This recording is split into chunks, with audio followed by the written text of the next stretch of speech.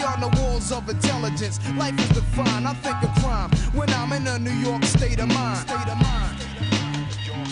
Welcome back to another session. It's been a while since I've done a video. I'm actually wearing a really cool shirt from the Atlanta Silverbacks soccer team. It reminds me of some good times where I used to do some video work for them. But kind of really getting into it today. And this is going to be interesting. But before I get started, I'd like to do a little advertisement for McDonald's iced coffee. They probably won't want a Middle Eastern guy sipping on it and saying, when it is hot in the desert, at times you might want to drink coffee, iced coffee.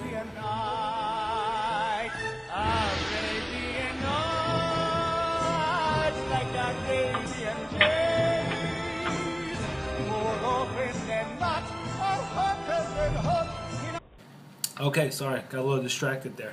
But today's video, besides me talking about J.R. Smith potentially getting traded, and I hope he does, today is the day that I like to call the revenge of the little brother. By that I mean, a lot of you guys probably can relate to this. You used to always get beat up, picked on, smacked around, talked down to by that older brother. Yes, you. Talking about you. That's enough. We're fighting back. I grew up as a Jets fan. My brother was a Giants fan. I like the Mets. He likes the Yankees. The reflection of my teams that I favor in sports kind of has a reflection on my life a little bit. My brother's a little right over here. I'm a little bit down here depending how the Jets play. Meaning, he has seen his Giants win the Super Bowl 2 times. I've seen 2 devastating AFC Championship losses. I still dream and have nightmares about that. For example, today, Cologne, our pitcher for the Mets, was having a perfect game. Guess who ruined that for us? Former Yankee player named Robinson Cano. Anyone remember him? Guess what? 2 minutes later, guess who ruined the perfect game? It was the old Yankee, Robinson Cano. And what I love about him, he says it in a way like it was the Yankee in him that hit the ball. It had nothing to do with him being a Mariner for about a year now. Or as soon as he's having a perfect game, he won't even let me have a perfect game. I mean, as a Mets fan, what are you looking forward to every year? I mean, a perfect game sounds just about right. He's having a perfect game. I'm like, oh man, Cologne's a beast. Beast mode. Hashtag swagger. Whatever you young kids use these days. Oh, I sound so old. But I'm not. I'm sitting there just so excited about the game. I just got out of work. And he's like, oh, he's juicing, bro. Like, really? Like, we as a Yankee fan, A-Rod, Jason Giambi, he's juicing? Like, you really want to talk about that? Yeah. But, here's the thing. This is it, right here. The revenge. Gangrene, Jets.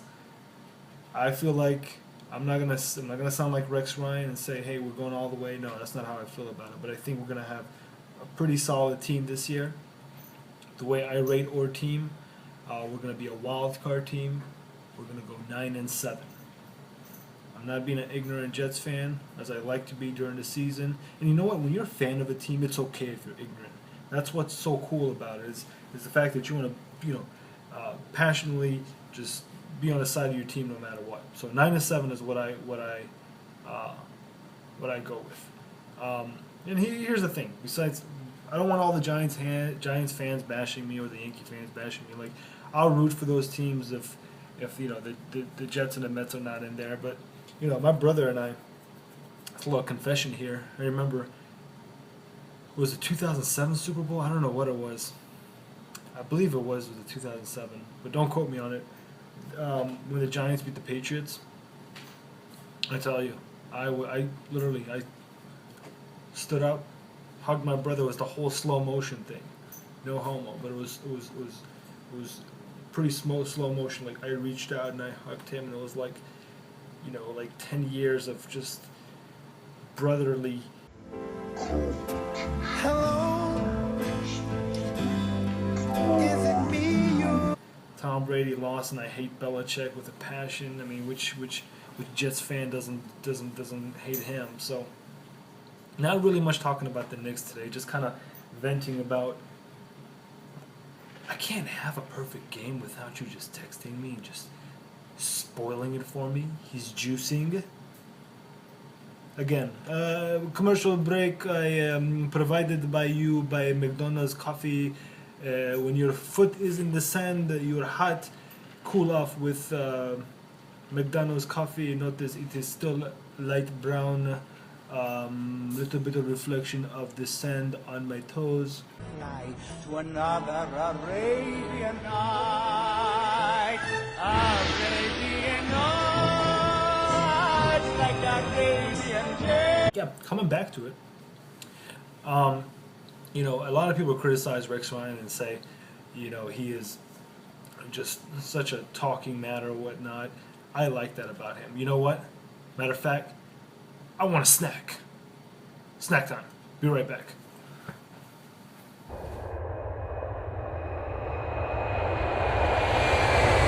I like him a lot. You know, he's by far one of my favorite Jets coaches. Not really, again, talking about the Knicks today. It is off season, so like I said, I see my Jets going 9-7. We're gonna hit a wild card spot. Unfortunately, I still see, and I hate to say that, I still see the Patriots winning the division. Miami is gonna be third, and Buffalo is still gonna be fourth. Sorry, man. As much as I try to give the West New York team love, but I just can't see that team doing anything. But yeah, just kind of venting with you, showing you how much of a bully that brother of mine is, and just kind of talking about, you know, the Jets and the Mets here. So please keep watching our channels. We're definitely gonna try to juice it up a little bit more. You know, why don't you guys, you know, tell me what you think? If there's any Jets fans out there, tell me and say, you know, does 9-7 sound realistic? I mean, we've made some acquisitions that I think is good. I think our defense is going to be fairly solid. All it takes is just a decent season from Geno Smith. And like I said, don't be surprised if the whole season kind of turns around. I mean, it turns into, oh, great, Geno Smith did horrible, and the fans in New York are just going crazy, and then they want to replace him, and then Michael Vick comes in and he does his little routine of just running around and throwing the ball around, and as a Jets fan, you've seen too much of that. So, and at the same time, what are your predictions on the Giants season? To be honest, when I saw the training camp, it was pretty lazy. I mean, it was just kind of out there, but I don't blame it. It was kind of hot out there. The way I see it, I still see the Eagles winning the division with a 10-6 record, and I see the Giants almost with the same record of 9-7. But I'm not going to quote on whether they make the playoffs or not. So, tell me what you think. You know, I still like Eli Manning. I think he's still the guy. He definitely had a bad year last year, so you know, that's a little bit on the Giants side of the ball. But and as far as the Yankees are concerned, I'll be very honest with you. I haven't really kept up with them, so I'm not going to quote on too much of that. Maybe my brother likes to make a video and just talk all about the Yankees and Giants. And if he had that opportunity, which he can have the opportunity if he wants, he'll probably spend about 2 hours just talking about it. If you're thirsty, it is the desert. Have yourself a cup of coffee. And I expect an endorsement deal by the end of this video, I think I make a good representation for what iced coffee at McDonald's should be. And I can grow a beard out in 2 minutes. Just let me know. Alright guys, thank you so much. Thanks for hanging out with me. Have a good night and keep subscribing. Thanks. Undressing, thinking of cash flow, Buddha and shelter.